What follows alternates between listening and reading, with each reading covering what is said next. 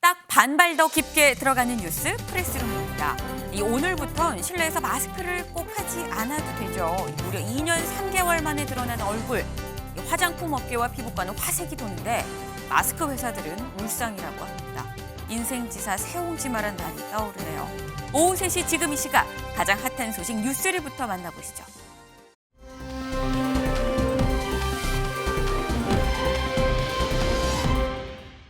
실내 마스크 착용 의무 해제와 함께 오늘부터 시중은행의 운영 시간이 오전 9시부터 오후 4시까지로 정상화됐습니다.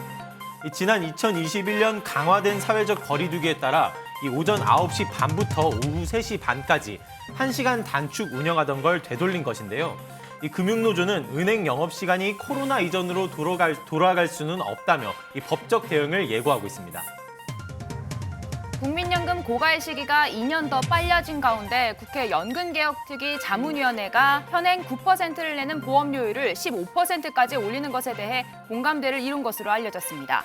여기에 더해 현재 60세인 가입 상한 연령을 연금을 받기 시작하는 65세까지로 확대해 보험료를 낼 여력이 있으면 65세까지 더 내고 더 많이 받는 방안도 논의되고 있는 것으로 전해집니다. 다만 더 내고 더 많이 받는 방안엔 의견이 크게 엇갈려 지난주 이틀 동안 마라톤 회의를 진행한 국민연금 자문위는 초안 마련에는 실패했습니다. 앞서 여자친구의 존재만 밝혔던 배우 송중기 씨가 결혼 소식과 팬들에게 재혼 소식과 함께 2세 소식을 함께 직접 전했습니다. 송중기 씨는 오늘 팬카페에 직접 글을 올려 영국 배우 출신 KT 루이스 사운더스 양과 앞으로 인생을 함께하기로 맹세했다며 부부로서의 삶을 시작하기 위해 혼인신고를 하고 오는 길이라고 밝혔습니다. 특히 저희 둘 사이의 소중한 생명도 함께 찾아왔다며 그간의 임신설에 대해서도 직접 밝혔습니다. 송중기 씨는 KT에 대해 존경스러울 정도로 현명하고 멋진 사람이라며 그녀 덕분에 더 나은 사람이 되어가고 있다고 언급했습니다.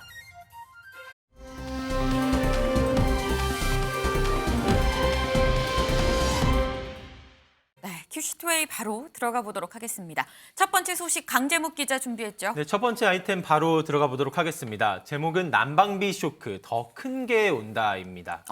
이 난방비 이슈 저희도 계속해서 소개드려 왔었는데요. 이 난방비 폭탄을 체감하시는 분들 계속해서 고지서 통해서 좀 늘어가고 있는 모습입니다. 먼저 시민분들 목소리부터 이 공공요금이 늘어나고 있는 것을 체험하고 있는 시민 목소리부터 저희가 직접 준비했습니다. 듣고 오시겠습니다. 난방비도 작년에 비해서도 지금 요금이 많이 나오다 보니까 그거에 대해서도 좀 부담스러운 면이 좀 있어요. 300~400원이 오른다고 하니까 이제 거기에 대해서 좀 부담감이 더 생길 것 같아요. 집안에는 더 춥죠, 여기보다. 나가가지고 돌아다니다가 한 5시쯤 되면 집에 들어가요. 가만히 집에 있어서 느끼는 게 추위도 이상이 더 타버리고. 보신 것처럼 잠시 대중교통 얘기도 있었는데 네. 이 난방비는 시작이었다라는 얘기가 좀 나오고 있는 상황입니다. 이 공공요금이 줄줄이 인상될 것으로 보이고는 중인데요. 네. 먼저 전기요금입니다. 올해 1분기 킬로와트당 13.1원 인상이 예고돼 있는데 네. 이조차도 1분기 얘기일 뿐이지 남은 2분기 이후도 단계적으로 인상 계획이 잡혀 있습니다. 지난해 3차례에 걸쳐 이미 19원 가량 인상된 바가 있었는데 네. 그새 또 올라 이런 느낌을 받으시는 분들도 계실 그러네요. 것 같습니다. 이 대중교통 요금도 인상될 예정인데요. 이 서울시가 다음 달 초 이 지하철 버스 요금 인상을 위한 공청회를 개최할 예정이고요. 이 자리에서 이 4월부터 300원에서 400원 가까이 이 대중교통 요금이 인상될 것이 이제 거론되고 있는 상황입니다. 이 교통비 외에도 이 상하수도료, 또 쓰레기 종량제 봉투 요금 등 이 인상이 예고된 지역, 또 결정된 지역들까지도 지금 확인이 되고 있거든요. 네. 이 때문에 체감 물가 상승폭은 계속해서 커질 것으로 보이고 있고, 이 마지막으로 이 난방비도 앞서도 좀 얼핏 말씀드렸지만 지금 오른 게 이게 전부가 아닐 것으로 보이고 있기 또 때문에 올라요? 맞습니다. 1분기가 일부만 올린 만큼 정부가 나머지 2분기부터 4분기까지 단계적으로 인상할 것이다라는 것에 지금 확고하게 의사를 표현하고 있는 중이거든요. 이 도시가스 요금은 이 38%가량 오를 것이 이제 예상이 되고 있고, 네. 이 전기 요금 역시도 이 킬로와트당 51원 가량이 오를 것으로 보여서 이 난방비 쇼크는 앞으로 더해지면 더해질 수 있을 것 같은 그런 상황이 예측되고 있습니다. 네, 이런 공공요금뿐만 물뿐만이 아닙니다. 식품 가격도 줄줄이 오를 예정입니다. 아하. 당장 다음 달부터 콜라 한 캔이 2,000원이 되고요. 네. 아이스크림 가격은 20% 정도 다 오른다고 합니다.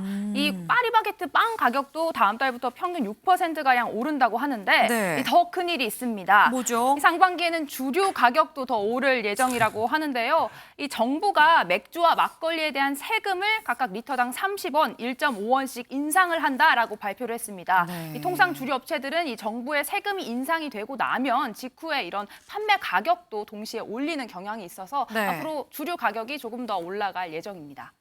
윤영걸 대표님. 예.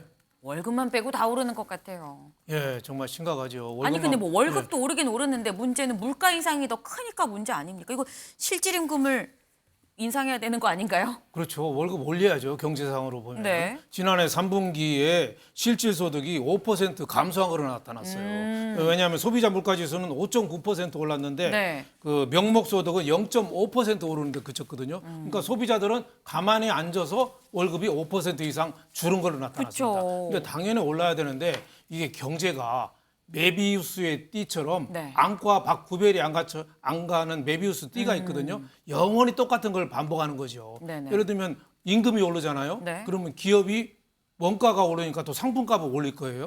상품값이 오르면 또 인플레가 발생하잖아요. 네. 그러면 또 금리를 올려야지 또 인플레를 네. 막을 수 있잖아요. 네. 그러면 또 경기 침체가 되고 가계부채가 지금 2,000조 되는데 그 부담이 또 늘어나요. 그러니까 정부에서 임금 올리는 거는 뭐 어쩔 수 없이 어느 정도는 그 묵인하고 할 수 없이 가야 됩니다. 네. 하지만은 그 기업들이 지금 너도 나도 생필품값 막 올리거든요. 네. 저도 기업에 있어 봤는데 안 올려야 될 것도 그냥 막 올립니다. 아, 또 5% 올릴 걸 이 기회에 한꺼번에 올리자고 10%, 20% 올려요. 다 올릴 때 좀 같이 편승하자. 그렇죠. 왜 그러냐? 담당 임원들이 네. 매출이 줄으면 자리가 위태로워져요. 그러니까 매출 높이는 가장 쉬운 방법이 가격을 올리는 겁니다. 그쵸. 그래서 정부가 이럴 때 강압적으로는 하지 말되 네. 기업체들한테 협조 요청 좀 하고 또 자구 노력, 네. 또 고통 분담 이런 거를 정부가 나서서 좀 설득하고 정부도 솔선수범하고 네. 이렇게 해서 이 지금이 스태그플레이션 경기 침체 속에 물가가 오르는 초입 단계거든요. 정부 역할이 굉장히 중요합니다. 아, 지금 정부 역할이 중요하다. 기업들한테 좀 편승해서 올리는 이런 사안을 좀 자제해달라고 좀 얘기를 해야 된다라고 지금 말씀을 주셨습니다.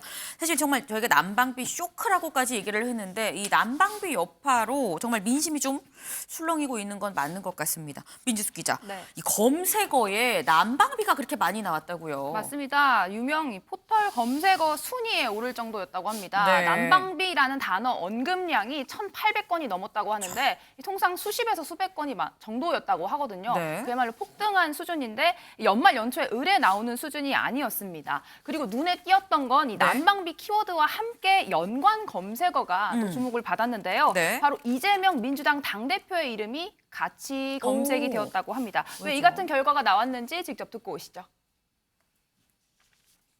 제가 바로 유일한 인물 연관되는 것은 이재명밖에 없어요. 이 난방비라는 이슈를 가지고서 민생 행보 또는 대정부에 대한 대립각을 세우고 있는 것이 또 이재명 대표거든요. 그러다 보니까 이것이 이제 정치적인 대결 구도에서의 현안으로 또 등장을 했다고 봐야 되겠죠. 바우처 30만 원과 추경 30조가 대결하는 또 구도. 마치 검찰이 이재명 대표와 대결하고 있는 그 연장선상으로까지도 이어지고 있다고 봐야 되겠죠.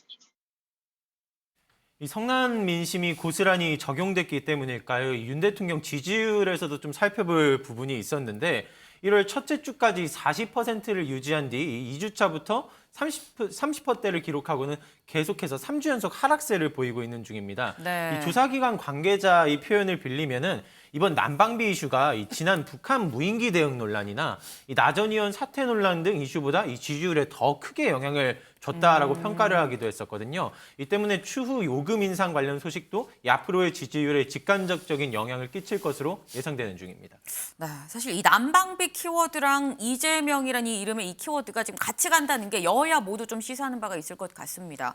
일단 정부 여당 입장에선 빨리 지금 어떻게 보면 성난 민심을 좀 다독일 필요가 있을 것이고 야당 입장에서 이 이슈를 좀 더 우리가 끌고 가야겠는데라고 또 생각을 하지 않을까요, 광재묵 기자? 네, 맞습니다. 이 같은 이유로 오늘 한덕수 총리가 직접 민심을 다독이기 위해 나서는 모습이 좀 있었는데요. 이 국무회의 중 이 무거운 마음이다라는 표현과 함께 이 마음을 정하는 장면이 있었습니다. 이 공공요금 가격 인상에 관련해서는 그러면서도 꼭 필요한 조치다라고 선을 그으면서도 이 양해와 이해를 구하는 모습이 좀 담겼었고요. 이 여권, 이 국민의힘 정진석 비대위원장은 이 문재인 정권의 탈원전 정책이 난방비 대란을 초래하지 않았느냐라고 꼬집는 장면도 있었습니다. 현 정부의 책임을 덮어씌우지 말라라는 입장 밝혔었습니다. 네, 이에 이재명 민주당 대표는 이 난방비 문제 30조 원 추경안을 앞에 갖고 왔었죠. 네. 오늘 민주당은 정부를 향해 이 찔끔 대책으로 생색을 낼 때가 아니다. 이 초부자 세금은 수십조 원씩 깎아주면서 이 30조 원 추경안을 받지 않는 건 국민 기만이다. 이렇게 지적을 했습니다. 김준일 대표님, 예. 이거 어떻게 풀어야 될까요, 난방비? 일단 국민들을 좀 설득을 해야죠. 그러니까 전체적으로 LNG 가격이 굉장히 많이 오른 건 사실이거든요. 네. 그게 단기적인 요인이든 장기적인 요인이든 왜 많이 올랐냐면은 우크라이나 러시아 전쟁을 제외하고도 석탄 발전으로 나오는 이산화탄소가 100이라고 하면은 LNG로는 50만 나옵니다. 그러니까 상당히 그걸 줄이기 위해서 네. 전 세계적으로 LNG 수요가 느는 부분도 있어요. 네. 설득을 해야 되는데 전 정권 탓을 하면은 이게 먹히지가 않아요. 이래 되면은 문재인 정부 때 집값이 엄청 올랐잖아요. 글로벌 유동성이 확대되고 저금리 때문에. 네. 근데 이게 그러면 이명박 박근혜 때 집값이 낮아서 그랬다. 그러면 이게 납득이 되겠습니까? 문제 해결을 할 생각을 해야지. 전 정부 탓을 계속하면은 사람들은 무능하다고 봅니다. 그러니까 문제 해결책을 가지고 오십시오. 네. 짧고 좀 굵게 말씀을 하셨습니다. 이 지금 뭐 여야간 얘기할 게 아니라 문제를 해결하는데 지금 손을 잡아야 되는 거 아니겠느냐라는 지금 말씀을 주셨습니다.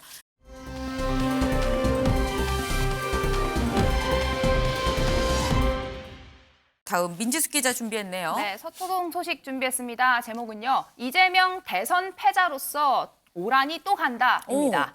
네, 이재명 민주당 대표 지난주 토요일에 대장동 관련 의혹으로 검찰 소환 조사를 받았죠. 12시간 넘게 조사를 받고 나왔는데 검찰은 하루로는 안 된다. 2차 소환을 통보했습니다. 여기에 대해서 민주당 이재명 대표 오늘 오전에 긴급 기자회견을 깜짝 열고 직접 입장을 밝혔는데요. 듣고 오시죠. 참으로 옳지 않은 일이지만 결국 제가 부족해서 대선에서 패배했기 때문에 그 대가를 치르는 것이라고 생각하고 모욕적이고 부당하지만 패자로서 오라고 하니 또 가겠습니다. 다시 한번 간곡히 부탁드리는데 오지 마십시오. 저하고 변호사하고 갈 테니까 그 추운 날 너무 고통받지 마시길 바랍니다. 네, 부당하지만 패자로서 오란이 또 가겠다. 당대표가 이렇게 당당하게 맞서겠다 나섰지만 이 민주당 내부에서는 끝까지 이 대표 나가지 말라 만류하는 목소리가 컸던 것 같습니다. 조금 전에 열린 민주당 의총에서 이 박홍근 원내대표도 마냥 검찰에서 부른다고 당대표가 나갈 수는 없다. 대표께서 또 나간다고 했으니 한 번은 나가야겠지만 네. 이번이 마지막이 되어야 한다라고 이렇게 밝히기도 했습니다. 이 긴급 최고위에서 이 2차 소환엔 불응할 듯한 이 당내 분위기가 있었기 때문에 네. 이 검찰에서는 만약 이 대표가 이 소환에 불응할 경우 이 구속영장을 칠 수도 있지 않냐라는 분위기까지 있었습니다. 여기에 대해서는 오늘 이 대표가 직접 국회에 이 체포동의안을 제출될 수 있다는 얘기에 직접 의견을 표했는데요. 직접 듣고 오시겠습니다. 제가 왜 체포 대상이 되는지 저는 이해를 할 수가 없습니다. 혐의에 대한 뚜렷한 증거도 없고 제가 도망을 갈 것도 아니고 주거 부정도 아니고 무슨 증거인멸을 하려야 할 수도 없는 상태인데 뭐 때문에 체포 대상이 된다는 건지 저는 이해가 도저히 안 됩니다. 야당 대표이기 때문에 그런 건가요? 이렇게 생각할 수밖에 없습니다. 네, 들으신 것처럼 야당 대표이기 때문에 그렇다. 이 정치 탄압이라는 입장을 보였고요. 이어서 이제 관련 함께 있었던 기자 간담회에서 이 함께 있는 의원들과 지지자들에게 이번 출석에는 좀 오지 않으셨으면 좋겠다. 혼자서 이 자리를 임하겠다라고 이 참여를 그러니까 함께 오는 것을 만류하는 장면이 있었습니다.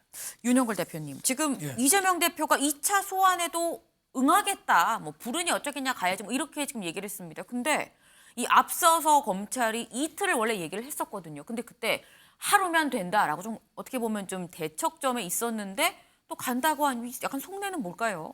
그러니까 이재명 그 민주당 대표하고 네. 지금 공권력 검찰하고의 전쟁은 두 군데서 벌어지는 거죠. 하나는 검찰 법원, 네. 또 하나는 여론의 광장, 두 군데서 벌어지는 거죠. 그러니까 법원에서 앞으로 검찰이 구속영장을 아무래도 청구하지 않겠습니까? 물론 뭐 국회 불체포 특권을 행사하느냐 안 하느냐 또 거치긴 하겠지만은 네. 구속영장을 청구한다는 게 기정사실로 보면은 네. 가급적이면은 출두를 하는 게 유리하죠. 거부하는 것보다 진술 거부권을 갖더라도 출두하는 게 유리하니까 검찰의 요구에 가긴 가는 거죠. 근데 여론의 동정, 네. 광장의 여론 이거를 좀 움직이기 위해서는 이재명 대표가 제일 할 수 있는 게 순환받는 이미지. 그러니까 바로 나가는 것보다는 나 평일날 일하고 토요일날 갈 거야. 그리고 심야 조사 나 안 해. 네. 또 오라고 해서 안 가 했다가 다시 간다는 거는 네. 순환받는 이미지. 검찰 독재, 뭐 검찰 정권에 내가 이렇게 대통령 선거에 졌음으로 해서 탄압받는다. 이런 이미지를 극대화함으로써 앞으로 지금 민주당이 장외투쟁도 한다는 거 아니에요? 그러면 거기에 또 도화선이 될 그런 그 연료를 네. 계속 공급하려는 의도가 있지 않느냐 생각이 됩니다. 네, 지금 이 여론에 있어서 핍박받는 어떤 모습이나 이미지를 좀 부각시키기 위한 게 아니겠느냐라고 지금 말씀을 주셨습니다. 근데 민지숙 기자, 네. 검찰은 왜 꼭 한 번이 아니라 두 번, 한 번 더 와야 된다라고 얘기를 하는 겁니까? 네, 대장동 사건 워낙 분량이 많기도 많지만 네. 앞선 조사에서 이재명 대표가 이 검찰이 원하는 질문 답변에 대해 거의 구체적인 답변을 하지 않았다는 점도 아. 크게 작용을 한 것 같습니다. 이재명 대표 33페이지 분량의 진술서를 제출해서 앞서 이 성남FC 후원금 의혹 때처럼 네. 이 검사 질문에 대해 진술서 내용으로 가름하겠다. 별다른 답을 하지 않은 것으로 전해졌는데요. 이렇게 극도로 말을 아끼고 진술서 내용만 고집하는 이 대표에 대해서 여권에서는 이게 사실상 진술 거부권을 행사한 게 아니냐라고 날을 세웠고 정진석 비대위원장도 이재명 대표가 죄가 없다면 검찰의 질문에 입은 왜 다무냐. 결백하다면 조목조목 따져서 이야기를 해야 한다. 이렇게 비판하고 나섰습니다. 이 해당 내용 관련해서도 이재명 대표가 직접 언급했습니다. 이 진술서로 가름한 것이 묵비권 행사인지는 이 국민들이 직접 판단하실 것이다라고 답변했는데요. 이와 더불어 이 검찰이 이 자료를 제시하자 이 변호인과 면담을 위해 자리를 피하기도 했었다. 뭐 30분 동안 피하기도 했었다. 이런 보도가 있었거든요. 관련해서도 직접 해명했습니다. 듣고 오시겠습니다. 12시간 넘는 기간 내내 묵비권을 행사했다고 하는데 네. 이 진술서로 진술을 가름한 것이 묵비권 행사인지는 우리 국민들께서 충분히 판단하실 것 같습니다. 30분 정도 면담을 하신 후에 들어오셔서 다시 또 진술서로 가름하겠다 이렇게 하셨다는 보도가 나왔는데 전혀 뭐 사실이 아닌데 30분 동안 따로 뭐 그럴 시간은 없었습니다. 자료를 제시하자 30분 동안 이 변호인과 면담을 가졌다는 내용에 정면으로 반박을 한 건데 네. 이 때문인지 이 대표 반박에 따른 이유인지 저희도 오전부터 계속 이 보도를 확인했는데 네. 이 관련 보도들 역시 수치를 이 30분에서 이렇게 수정해가지고 새로 보도하는 과정들이 있었습니다. 그렇군요. 지금 이재명 대표 일단 검찰 조사에서 진술서 내용으로 좀 가름을 하겠다라고 좀 계속 얘기를 해온 것으로 보입니다. 근데 이 진술서 내용이 장재묵 기자, 진술서 내용이 맞느냐 여부에 대해서 유동규 전 본부장 그리고 남욱 변호사가 아니다, 그 내용은 틀리다 약간 이런 식으로 좀 반박을 하고 나섰어요. 네, 그렇습니다. 이 대표가 진술서로 이 네. 위례 대장동 비리 책임자로 이 본인을 이 지목한 것 관련해 이 얼마나 다급하면 저러나 싶다라고 이게 비꼬는 듯한 표현을 썼거든요. 이 유동규 전 본부장 표현인데요. 네. 이게 과연 이 내선에서 할 수 있는 일이었는지 나중에 이 재판, 이 공판을 통해 다 공개될 것이라고 언론에 밝히기도 했습니다. 이 오늘은 유 전 본부장의 이 담당 변호사가 직접 목소리를 내기도 했는데요. 이 내용은 직접 듣고 오시겠습니다. 유동규 전 본부장님은 공당의 대표가 권력을 이용하여 한때 자신을 돕기까지 했던 힘없는 개인에게 모든 책임을 떠넘기려는 태도에 대해 개탄스러운 입장을 가지고 있습니다. 유동규 본부장 개인이 지분을 받기로 했다면 상식적으로 약정서를 작성하는 등 지분에 대한 최소한의 장치라도 해두었을 것인데 여기에는 어떠한 안전장치도 없었습니다. 이것은 그 지분이 이재명의 것이어서 그 누구도 건드리지 못할 것이라 생각했기 때문입니다. 네, 이 대표를 향해 한때 이 유 전 본부장이 돕던 사람인데 이 개탄스럽다라는 표현까지 좀 담기도 했었고요. 이어서 아까 언급드린 이 남욱 변호사 반박도 좀 함께 설명드리면은 네. 이재명 대표가 이 검찰 질서에 이 천화동인으로의 지분이 없다라고 주장한 부분에 대해서 좀 짚고 넘어갔습니다. 그러니까 이 사업에 대해서 본인 쪽으로 수익이 연결되어 있는 거를 전혀 몰랐다고 언급한 것 관련해서 반박을 다시 한 건데 네. 이 대표가 이 천화동인 1호 자체를 몰랐을 수는 있지만 이 민간업자의 수익 일부를 약속받았다는 이 입장을 재차 강조한 것이거든요. 그러면서 몰랐다면 이 본인의 무능을 좀 이렇게 자인하는 것 아니냐라고 표현하면서 네. 이 정진상 전 정무조정실장의 이 동의를 받았었다라는 내용 재차 강조하는 모습이 있었습니다. 그렇군요. 일단 이재명 대표는 2차 소환에 응하겠다. 그럼 다시 조만간 어쨌거나 서초동을 갈 것으로 보입니다. 그런데 강재문 기자, 민주당은 장외로 나가는 것 같아요. 맞습니다. 이 검찰 소환에 민주당도 이 맞불 대응을 좀 나서는 모습인데 어제 이 긴급 최고위에서 결정된 내용으로 이 국민보고대회를 개최하겠다고 결정했습니다. 이 안호영 이 수석 대변인 표현 통해 있었는데요. 이 장소와 시기는 아직 미정이지만 이 주말에 활동할 생각이다라면서 이 장외 투쟁 성격인 이 국민보고대회 개최 예정을 알렸습니다. 네, 이런 민주당 투쟁 이야기 나왔지만 당 내에선 좀 목소리가 엇갈리고 있습니다. 일단 민주당 당원에는 기소가 되면 당직을 내려놔야 한다 이런 네. 당원이 있잖아요. 네. 근데 지금 민주당 당 내에서도 이 당원 80조를 둘러싼 논쟁이 이어지고 있다고 하는데요. 네. 이 친명계 김남국 의원은 당 대표직을 내려놓고 혼자 싸운다고 해서 검찰의 야당 탄압이 없겠느냐, 이 대표를 좀 감싸는 듯한 이런 입장을 취하고 있고, 이 반면에 비명계 박용진 의원은 이 당원의 정치 탄압의 경우 예외로 적용한다 이 조항이 있긴 하지만 네. 이걸 적용하려면 이미 뭐가 정치 탄압인지를 국민들에게 좀 납득할 만하게 설명을 해야 된다. 이렇게 날을 세우는 듯한 모습도 보이고 있습니다. 네. 일단 이재명 대표가 만약에 기소가 된다고 한다면 기소 이후에 그럼 대표직을 계속 갖고 갈 것이냐 내려놓을 것이냐를 두고도 또 논란이 일 수 있을 것 같은데 일단 기소가 되기 전에 김준일 대표님. 예. 일단 이재명 대표가 만약에 2차 소환에 응하지 않으면 검찰로 구속영장을 청구하려고 좀 만지작거리고 있었거든요. 근데 응한다고 지금 밝혔습니다. 그럼 검찰은 구속영장 없이 한번 추가 조사하고 바로 불구속 기소로 갈까요? 아니면 구속영장을 청구하긴 하는데 시기만 좀 늦어진 걸까요? 뭐 알 수 없죠. 그때도 네. 그 여러 가지 시나리오가 나왔잖아요. 결국은 대장동 사건하고 성남 FC하고 병합해가지고 지금 하는 방향으로 이제 가닥이 잡혔잖아요. 네. 근데 어쨌든 검찰이 가진 수 하나가 이를테면 명분 하나가 이제 사라지게 됐다. 조사에 불응하니 하겠다라는 거는 이제 그렇게 된 상황이죠. 그래서 지금 상황으로 봤을 때는 구속영장을 청구할 가능성이 어쨌든 굉장히 높아 보이긴 합니다. 검찰이 그동안 이거를 정치검찰이니 아니니 그렇게 보지 않더라도 검찰은 항상 관행적으로 그렇게 해왔거든요. 네. 그러니까 그 부분은 이제 정치적으로 알아서 판단할 문제고 이재명 대표 입장에서는 이제는 사실 장외에서 하는 것보다 결국은 법정에서 시시비비를 가릴 수밖에 없게 됐어요. 이 부분에 있어서는 진술도 다르고 서로 이제 의견이 일치하는 부분가 없기 때문에 재판정에서 이제 좀 집중해야 되는 상황이 아닐까 그렇게 보여집니다. 그렇군요.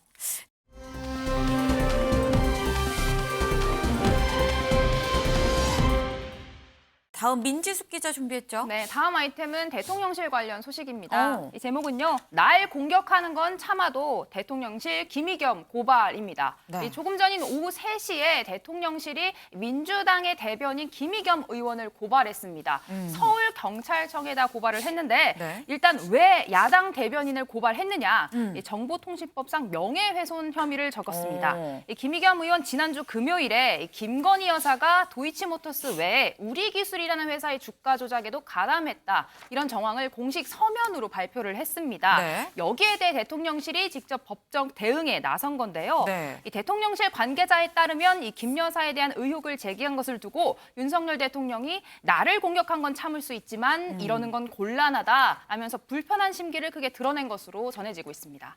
이 대통령실의 고발 조치에 앞서는 이 법무부에서도 이 김 의원의 주장이 허위라고 반박하는 내용의 입장문을 내기도 했습니다. 네. 네. 이 김건희 여사의 범죄를 폭로한 검사들이 이 좌천당했다라는 취지의 주장을 한 것 관련해서인데요.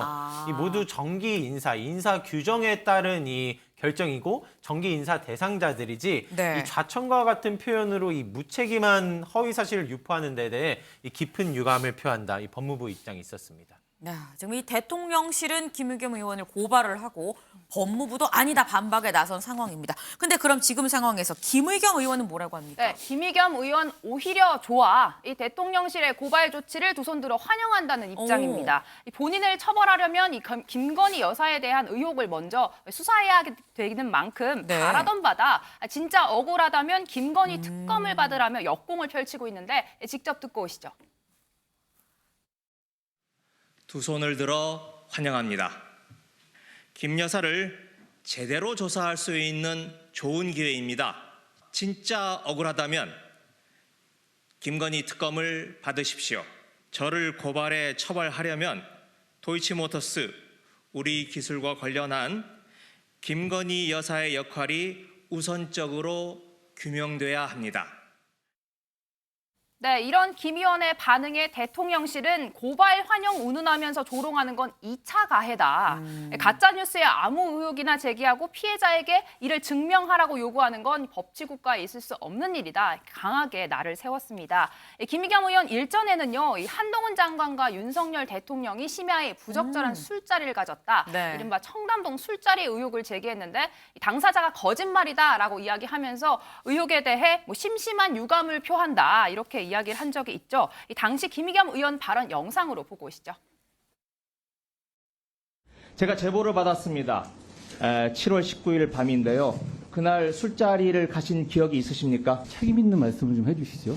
네? 책임 있는 말씀을 해주시죠. 아니, 석 달 전인데 기억에 답변을 못 하시나요? 아니, 의원님은 계속 저한테 허황된 거짓말만 해놓으신 알겠습니다. 다음에 녹음을 한번 들어보겠습니다. 청담동 어제 다 들렸어.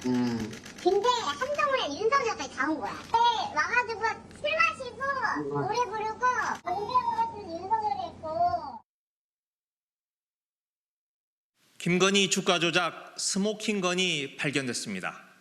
주가 조작 일당들 사이에 주식을 팔라는 문자 메시지가 전송된 뒤 단 7초 만에 김건희 여사가 직접 전화로 매도 주문을 넣은 게 확인된 것입니다.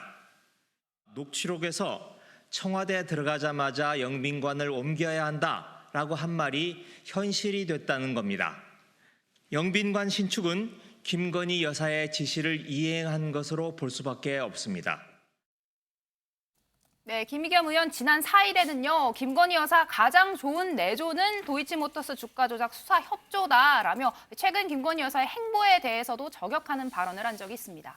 이 지속된 공격에 여권 반응이 있었는데요. 이 정진석 국민의힘 비대위원장이 나섰습니다. 이 네. 오늘 회의에서 이 대통령과 대통령 부인을 겨냥해 이 인격 살인적인 거짓 폭로를 계속하는 것, 이 도대체 어디서 배운 행패냐라고 일갈하는가 하면요. 이 결함투성이 의원이 제1야당 대변인을 맡고 있는 것이 이 불가사의하다고 지적하기도 했습니다.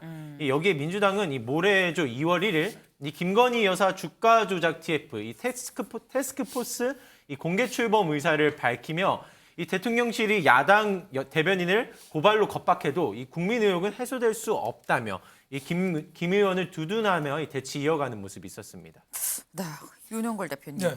윤석열 정부 들어서 이 대통령실이 이 각종 의혹 제기에 굉장히 좀 적극적으로 반박에 나선 것 같다라는 좀 생각이 들긴 합니다. 네, 과거에는 대통령은 좀 정쟁에서 좀 떨어져 있어야 된다. 굳이 그 법적인 논쟁 그 송사는 휘말리지 않는 게 좋겠다. 네. 뭐 이런 얘기가 좀 많았는데 지금 대통령실은 적극적으로 나서고 있죠. 저는 충분히 이해할 수 있습니다. 왜 가만히 있으면 인정하는 게 되잖아요. 그러니까 저렇게 적극적으로 나서는 거죠. 지난번에 청담동 30여 명 술자리 있었다는 얘기라든지 네. 주한 그 EU 대사가 또 그 거짓말로 좀 밝혀졌죠. 여러 가지 그 이 김건희 여사에 대한 그 확인되지 않는 그 자꾸 국회의원 입을 통해서 저렇게 노출되는 거는 가만히 있으면 인정이 되니까 부득이하게 저렇게 대응한 거 아닌가 저는 이런 생각이 들어요. 저 미국 드라마 왜 지정생존자에 나오면은 네. 보면은 대변인이 하지 말아야 될 세 가지가 있어요. 하나는 적대감, 네. 하나는 추측, 네. 하나는 거짓말. 김의겸 대변인하고 좀 너무 맞아 돌아가는 것 같지 않아요? 그래서 저는 네. 그 대변인 아무리 지금 이 심리적인 내전이거든요, 여야가. 그래서 적과 나 무조건 진영 논리에서 싸우는 것도 좋지만 네. 어느 정도 좀 절제할 건 하고 금도는 지켜야 되고 어느 정도 확인할 거는 좀 한 다음에 그런 다음에 좀 터뜨려야 되는 거 아닌가. 그래서 저는 주가 조작이 진짜 있었는지 좀 뭐 수사가 좀 이루어졌으면 좋겠습니다. 네.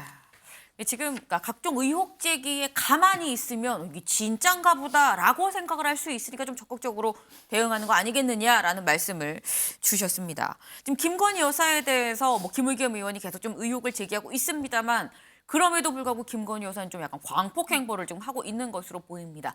그동안 저희가 뭐 관저 만찬, 뭐 관저에 초청한 어떤 그런 자리들이 굉장히 많았다라는 소식은 전해드렸는데 이 자리에 김건희 여사가 윤 대통령과 함께했었죠. 근데 민지숙 기자, 네. 이번에는 윤 대통령 없이 그냥 김건희 여사가 단독으로 여성 국회의원들을 좀 만난 것 같아요. 그렇습니다. 지난주 금요일에 있었죠. 금요일 점심 김건희 여사 국민의힘 여성 의원 10명과 함께 오찬을 가졌다는 소식입니다. 네. 말씀하신 대로 대통령 없이 혼자 의원들을 만나는 건 처음이었는데 연초에 여성 의원들을 따로 모시겠다라고 했던 약속을 지킨 것으로 보입니다. 이 자리에서 나온 이야기들 가운데 가장 크게 주목을 받은 얘기는 바로 윤 대통령과의 연회담 이야기인데요. 김건희 여사, 윤 대통령이 솔직하고 정이 많다. 이 추운 날에 얇고 해진 잠바를 입고 있는 걸 보고 짠한 마음이 들었다. 또 자신보다 눈물이 더 많다고 합니다. 그런 대통령의 모습을 보면서 제가 아니면 남편을 구제해 줄 사람이 없었을 거다. 이런 농담을 던지기도 했다고 합니다. 이뿐만 아니라 이 자리에서는 이 김 여사의 패션, 이 복장이 화제가 된 것 관련해서도 얘기가 오간 것으로 전해지는데요. 이 함께한 의원들이 이 순방 중 착용한 가방이나 이 김 여사가 순방 중 착용한 가방이나 액세서리가 이 완판된 것 관련해서 좀 얘기를 꺼냈습니다. 때문에 이제 이어서 이 국내 디자이너분들 제품을 좀 많이 이용해 주시라 이렇게 당부를 하자 이 김 여사 역시도 흔쾌히 응하면서 내가 뭐 활동비가 따로 있는 것도 아니고 뭐 이런 네. 식의 반응을 보였다고 하거든요. 그리고 여기에 더해 좀 한 가지 더 드릴 말씀이 이 나경원 전 의원이 부위원장직을 맡았다가 이 출마 논란으로 해임됐던 이 저출산 고령위 관련 내용도 있었습니다. 네. 이번 기회에 윤 대통령이 직접 참석해 이 회의를 좀 주재해주면 이 국민 여론 조성에도 이 도움이 되지 않겠느냐라는 제의를 이 김건희 여사에게 좀 들려주는 장면도 있었습니다. 지금 이 저출산 문제를 윤 대통령한테 직접적으로 아니고 또 김건희 여사를 통해서 이렇게 얘기를 하기도 했다라고 합니다. 김준일 대표님, 네. 지금 김건희 여사가 그동안 뭐 행보가 꽤 많았습니다. 근데 보통 사회적 약자, 뭐 취약계층이었는데 이번엔 약간 정치적인 행보가 아닐까라는 생각이 들기도 해요. 어떻게 보셨어요? 뭐 대구 서문시장 갔을 때도 이미 정치적 행보 아니냐 뭐 이런 얘기들이 있었잖아요. 뭐 정치적 행보를 할 수도 있고 저는 그거에 네. 대해서는 이제 국민들이 평가할 문제인데 다만 이제 내조만 하겠다라는 그 본인의 약속 이것에 대해서 좀 뚜렷한 해명 없이 저렇게 하는 게 맞는 것인가는 좀 들어요. 그러면 어디까지 어떤 식으로 하겠다라는 것들을 좀 설명을 해주셨으면 좋겠다 이 생각은 들고요. 또 하나는 이게 사실 엠바고가 걸려 있어서 25일에 언론들이 보도했다가 엠바고라고 다 삭제를 했거든요. 엠바고가 뭔지 모르실 수도 있을 예, 것 예. 같은데 일단 그러니까 보도 유예. 김건희 여사가 그 여성 의원들을 만난다라는 거가 25일에 나왔었는데 27일에 만난다라는 거를 25일에 언론 보도가 나왔는데 이게 포괄적 엠바고라고 해서 다 삭제했어요. 근데 지금 나온 내용이 다 해진 잠바를 입고 나왔다. 뭐 내가 구제 안 해주면 누굴 구제해 주냐. 이런 거를 엠바고로 걸 필요가 있을까요? 그러니까 저는 엠바고를 좀 남발해서 보도 통제를 하는 이런 방식, 대통령실의 방식이 조금 문제가 있다. 이렇게 생각을 합니다. 네. 김건희 여사의 어떤 뭐 정치적인 행보든 뭐든 건 사실 상관이 없지만 그게 이 전달되는 과정에서 좀 더 뭔가 투명한 게 필요하지 않겠냐라는 좀 말씀을 해주신 것으로 이해가 됩니다.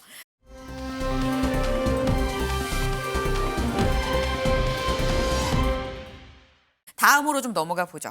강재묵 기자 준비했죠? 네, 이번 아이템은 어퍼컷 김기현, 해진 양말 안철수입니다. 이 국민의힘 전당대회, 이 김기현 안철수 후보가 이 주말까지도 당심 공략 행보를 좀 바쁘게 이어갔는데요.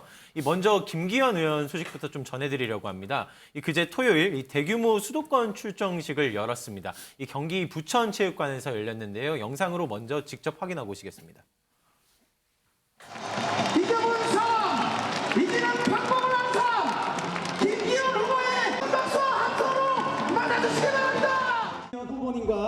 네, 20여 명의 우리 청년들이 줄다리기를 하고 있습니다. 하나, 둘, 셋! 네, 청년들이 김기현 후보가 청년 일자리를 만들 수 있을 거라는 확신에 김기현 후보와 함께하기로 했습니다. 우리 김기현 당대표 후보의 어퍼컷을 날리고 있습니다. 다시 한번 김기현을 외쳐주십시오.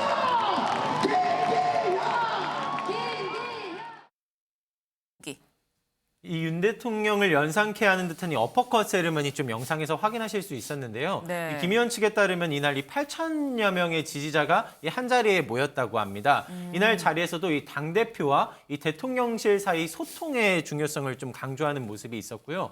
이 하루 뒤 어제는 이 청년 표심 공략에도 나섰습니다. 이 국회에서 이 소위 YPT 발대식, 이 영피플 투게더라는 용어와 함께 이 청년 정체단 발대식 행사를 가졌습니다. 여기에서는 이 나는 대선 출마를 마음을 접은 사람이니 이 공천 과정에서 가장 공정할 수 있는 사람이다며 이 청년들에게 공정 키워드를 기반으로 이 호소하는 모습을 보이기도 했습니다. 네, 김기현 의원 소식 전해드렸는데 전 안철수 의원 소식 전해드리겠습니다. 주말 동안 행보를 쉬지 않았는데 네. 어퍼컷의 양말로 맞대응을 했습니다. 양말? 이 청년들을 모아놓고 토크 콘서트를 했는데 네. 여기에서 한 청년 당원에게 양말을 선물 받은 건데요. 웬 양말 선물인가 싶으실 텐데 네. 안철수 의원의 발을 보니까 어떤 네. 일인지 알 수 있을 것 같습니다. 영상으로 보고 오시죠. 아, 예. 예. 예. 한 말씀 부탁드리겠습니다.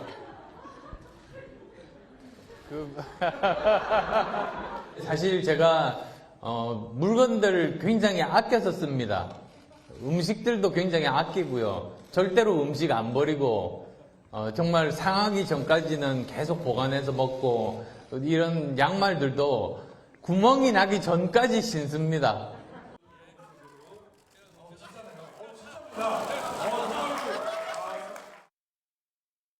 네, 보시면 양말의 앞코랑 발 뒤꿈치가 다 해져서 양말이 거의 죽어가고 있거든요. 네, 안 의원이 물건과 음식을 정말 아낀다라고 하면서 네. 그렇게 모으고 모아 1,500억을 기부했다. 아. 본인의 기부 플렉스 이야기까지 더했습니다. 이렇게 구멍난 양말로 청년들에게 눈도장을 제대로 찍었습니다.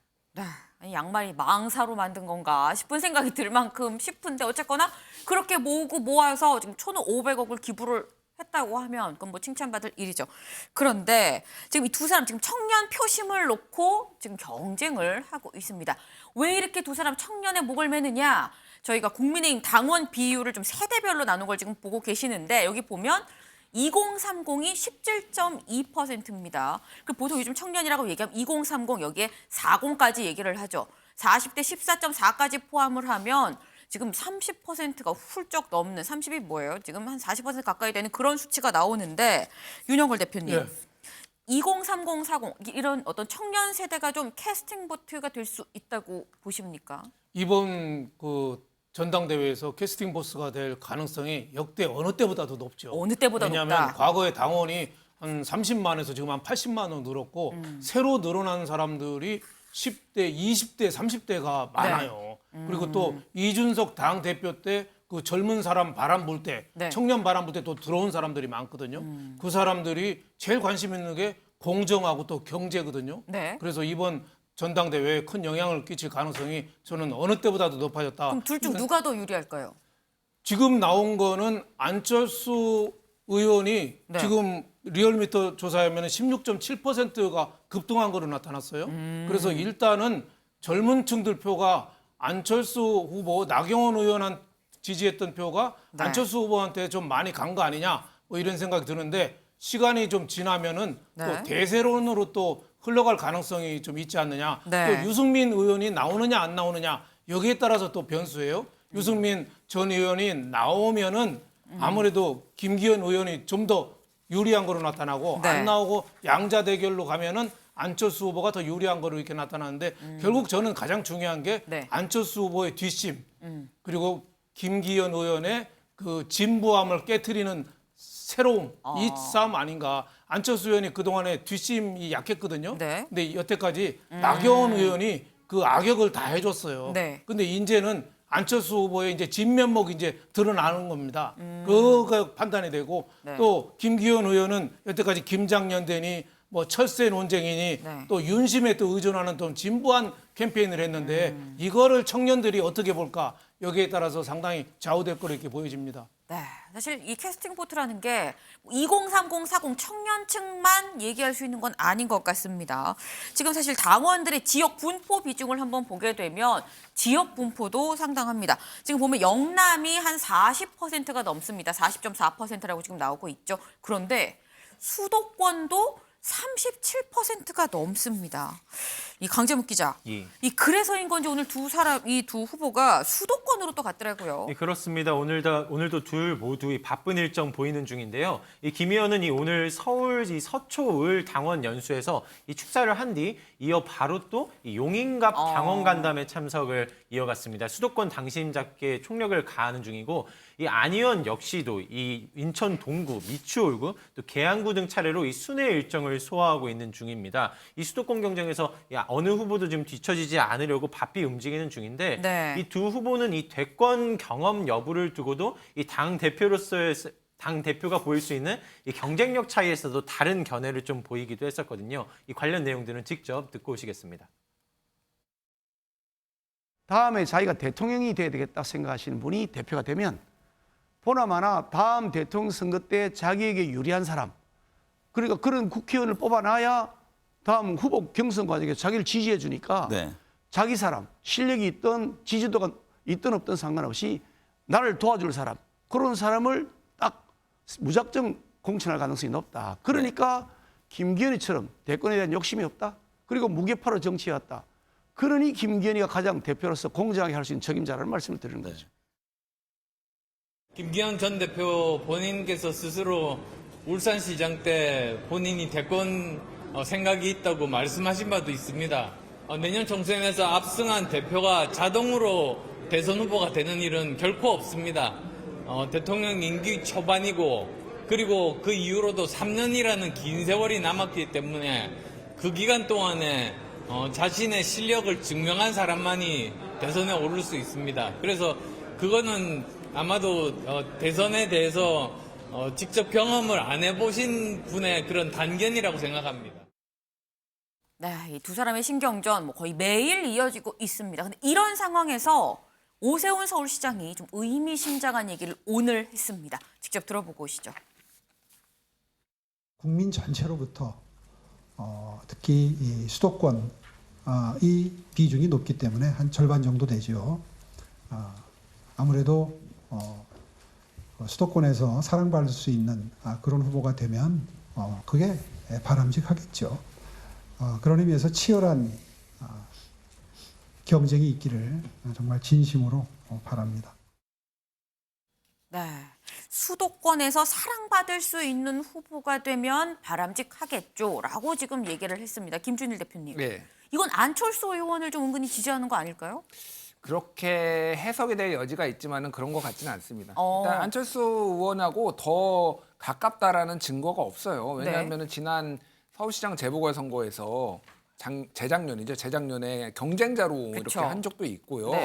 그리고 중요한 거는 그러니까 수도권이 중요하다라는 거는 사실 누구나 다 국민의힘은 얘기합니다. 그게 뭐 수도권 출신 의원이든 아니든 그리고 실제 인구의 55%가 수도권에 살고 있거든요. 이기려면은 당연히 가져와야지. 게다가 원론적인 얘기다. 원론적인 얘기고 수도권에 잘하려면은 서울시장이 나한테도 좀 잘 보여봐. 이거가 사실 밑바닥에 좀 깔려 있다라고 봐야 될 것 같아요. 누가 되든 오세훈 시장은 유불리가 없거든요. 저 상황에서. 그래서 원론적인 얘기고 수도권의 좀 더 중도 확장을 위해서 좀 더 뛰어라 이런 좀 그 정도로 해석을 하는 게 맞는 것 같습니다. 네, 일단 원론적인 얘기일 것으로 보인다라는 말씀을 좀 주셨는데 일단은 불출마 선언을 한 나경원 전 의원도 좀 공개 행보에 나섰습니다. 민지숙 기자. 맞습니다. 이 당권 주자들의 러브콜을 받고 있는 나 전 의원, 이 주말인 어제 여의도의 한 식당에서 기자들과 함께 밥을 먹었다라고 하는데요. 이 불출마 선언 나흘 만에 공개 행보입니다. 영상으로 보고 오시죠. 많은 분들이 연락이 오는 중이고요. 제가 지금은 아직 제 생각을 정리한 것도 아니고 제가 말씀드린 것처럼 이번 전당대회에서 특별한 제가 역할을 할 일은 없지 않나 이렇게 생각합니다. 네, 전당대회에서 제갈 특별한 역할은 없지 않겠나 생각합니다. 라고 하면서도 윤호걸 대표님. 네. 아직 제 생각을 정리한 것도 아닙니다. 라고 또 얘기를 했거든요. 그럼 아직 정리를 못했다는 건 좀 여지가 있다는 얘기인 거 아닙니까? 어떻게 보세요? 나경원 전 의원의 특징이 마지막까지 고민하는 거 아니겠어요? 아. 그래서 나 잔다르크가 아니라 이번에 별명을 제가 줬습니다. 나 햄릿이라고. 끝까지 저는 망설여서 대세론을 지켜보지 않겠느냐. 영화 대부 보면은 대사가 하나 나오는 게 뭐냐면 범죄 조직과 정치에서 가장 중요한 건 방아쇠를 당기는 순간이라 이런 얘기 있어요. 나경원 의원이 아마 방아쇠를 일찍 안 당기고 끝까지 지켜볼 거다. 다만 김기현 의원한테 대통령이 마음이 가 있으니까 그쪽으로 좀 마지막에는 기울어질 가능성이 조금 더 높지 않겠느냐. 저는 조심스럽게 전망을 해봅니다. 지금 나경원 전 의원이 뭔가 전반적인 추이를 좀 더 지켜보고 결정을 하지 않겠느냐라는 말씀을 주셨습니다.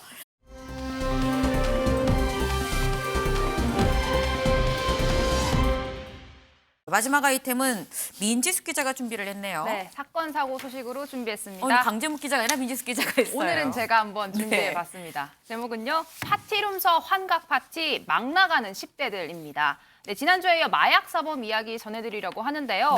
작년 한 해 동안 우리나라에서 잡힌 마약 사범 숫자 12,000명이 넘는다고 합니다.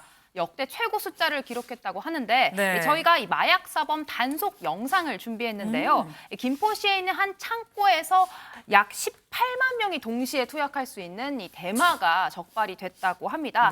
보시면 온실처럼 꾸며진 공간입니다. 실험실 같기도 한데 저렇게 온도 조절을 하면서 대마를 실내에서 재배를 한 겁니다. 이 방 옆에는 이 파티룸 공간이 꾸며져 있었다고 하는데요.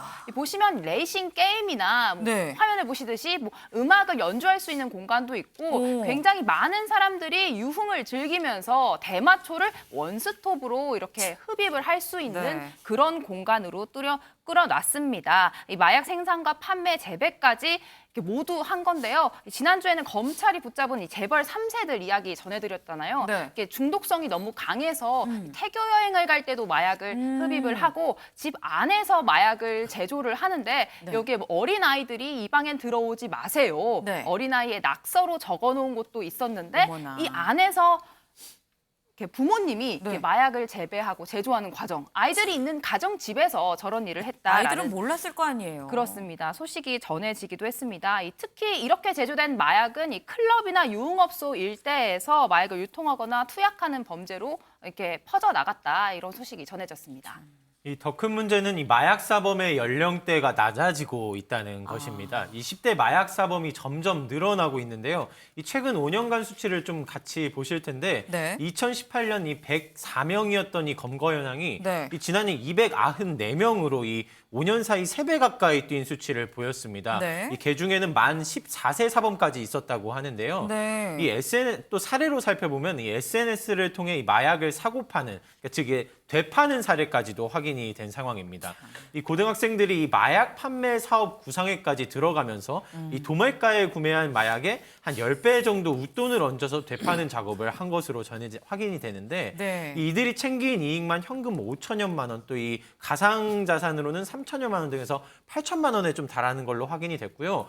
이 경찰이 직접 압수한 이 그 마약들, 뭐 필로폰, 엑스터시, LSD 등 종류별로 압수를 했다고 하는데 이 소지하고 있던 마약만 또 파악해 보니까 이 4억 900만 원 상당의 마약을 소지하고 있었다는 것으로도 알려져서 이 충격을 전했습니다. 아니 지금 우리가 뭐 학원에서 이 학생들이 뭐 만났다 뭐 지금 이런 얘기도 있습니다. 아니 근데 저는 이해가 안 되는 게 클럽, 유흥업소에서 지금 마약이 유통이 되는 건 뭐 루트가 그럴 수도 있겠다 싶은 생각이 드는데 10대는 대체 어디에서 마약을 접하는 걸까 싶은데요. 네, 제가 10대 때는 뭐 담배를 피거나 술을 마시는 것 정도가 일탈이었는데 요즘 학생들은 마약을 유행처럼 접한다라는 충격적인 소식입니다. 이런 문화가 굉장히 힙하다, 요즘 트렌드에 맞다 이렇게 생각하는 유행이 번지고 있다고 하는데 주된 원인으로는 이 10대, 20대들 사이에 글로벌한 SNS 채팅창이 유행을 하면서 외국에서 마약이 이제 허용되는 국가의 문화를 은근하게 접하다 보니까 호기심이 생기고 또 SNS를 통해서 이런 걸 실제로 구입할 수 있는 루트도 뚫려 있다라고 합니다. 저희가 전문가에게 직접 물어봤는데요. 듣고 오시죠. 통상 텔레그램이라고 이야기를 하지만 텔레그램 이외의 텔레그램과 유사한 SNS 종류는 100가지가 넘어요. 외국에 있는 정보까지 접할 수가 있는 거잖아요. 어떤 문화를 접하다 보면 호기심이 생기죠. 이제는 말이 아니라 행동으로 옮길 수 있는 게 결제 시스템이 만들어져 있잖아요. 우리나라 공동구매하고 비슷한 거예요. 이게 한번 해볼까라는 죄의식 없이 호기심에서 그걸 가지고 오는 경우가 굉장히 많은 거죠. 네, 10대 사이에선 마약을 하는 게 약간 유행처럼 번진다는 말 자체가 너무너무 좀 쇼킹한데 김준일 대표님, 예.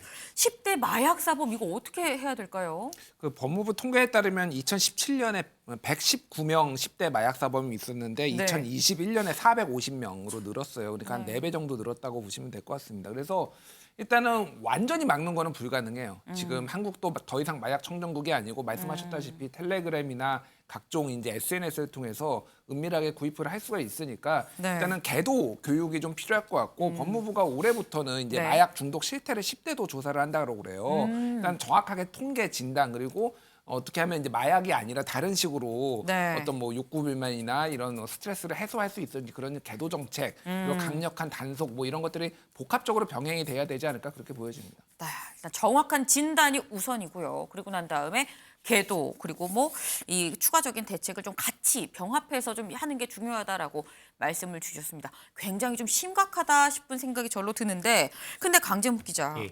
우리나라는 사실 마약이 아예 완전히 금지가 돼 있는 나라인데도 이런데 뭐 일부 마약, 대마 같은 게 좀 허용이 되는 미국 같은 경우는 되게 좀 심각한 것 같더라고요. 네, 그렇습니다. 좀 함께 좀 전해드리면은 특히 펜타닐이 악마의 마약이라 불리는 이 마약과 전쟁 중입니다. 이 최근 6년간 이 펜타닐 과다 복용, 즉 중독으로 인한 이 사망이 21만 명에 와. 달하는 것으로 지금 확인이 네. 됐거든요.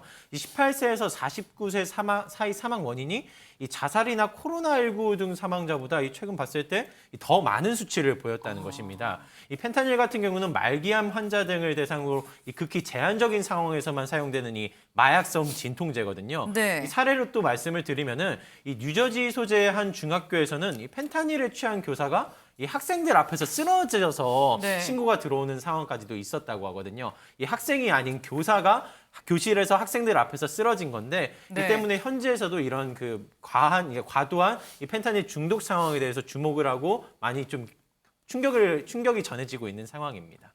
윤여걸 대표님, 예. 짧게 여쭤보겠습니다. 네.